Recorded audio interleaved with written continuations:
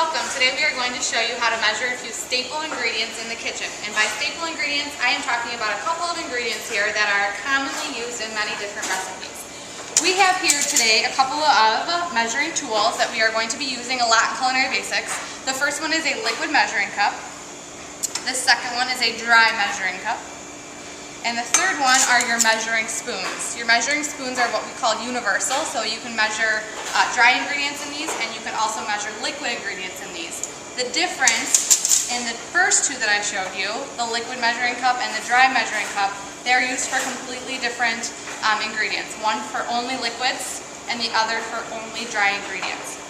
The first ingredient, staple ingredient that I'm going to go ahead and show you how to measure is brown sugar. Brown sugar is a dry ingredient, okay?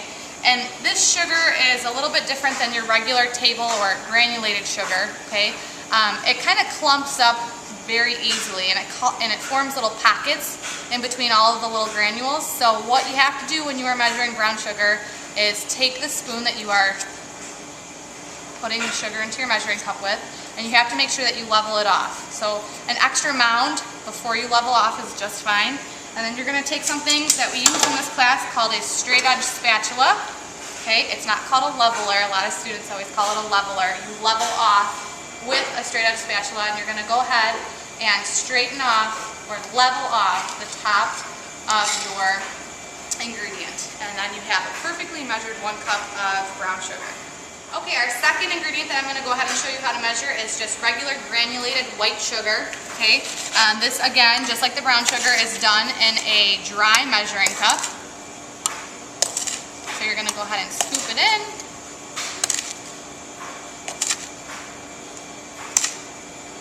Okay, and after that extra mound is on the top, make sure that you take your nice straight edge spatula and level it off.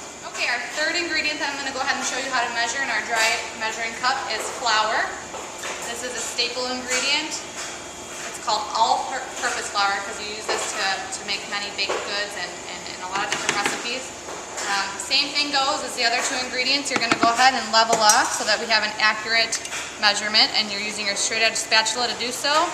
Level it off, and our fourth ingredient that we are measuring today are chocolate chips. Okay, I'm going to go ahead and use a different measuring tool to scoop it into my 1/4 of a cup.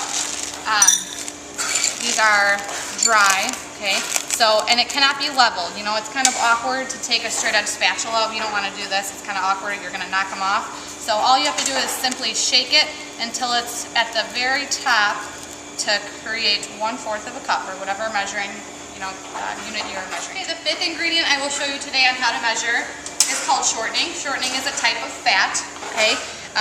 I always tell my students, if they're ever trying to remember what this looks like, it almost resembles hair gel, but it actually is a type of fat that you can bake and cook with.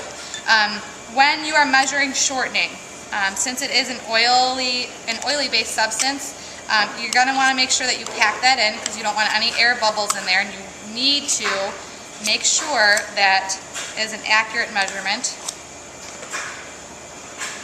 Okay, so I'm packing it down, making sure that it fills the entire measuring cup. Okay, and then you can use your straight edge spatula to ensure that there's no excess on the top and that it's an accurate measurement.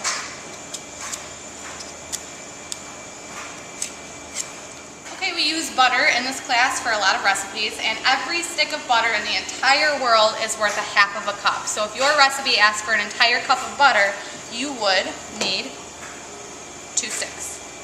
Okay, as you can see on this stick of butter, it is divided by tablespoons. There is 1, 2, 3, 4, 5, 6, 7, 8. There are 16 total tablespoons in 1 cup. So since each stick of butter is only 1/2 of a cup, you will see 8 tablespoons total in every stick of butter. Okay, this is what we call a liquid measuring cup.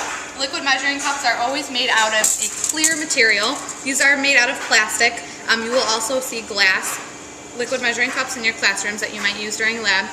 The reason that they are plastic or glass is because both materials are nice and clear. And when they're clear, you can go ahead and read the measurements up the side to see exactly how much liquid you are measuring out to, just like you see here in the red numbers. I'm going to go ahead and show you during our demonstration how to measure liquid ingredients. I'm going to go ahead And I see here that this is a 2-cup liquid measuring cup. Every single number up the side represents about 1/4 of a cup. So as you can see at the very bottom, it starts at 1/4 of a cup. Okay, it goes to 1/3 of a cup, 1/2 of a cup, 2/3, 3/4, 1 cup, and it does the same to make up to 2 cups.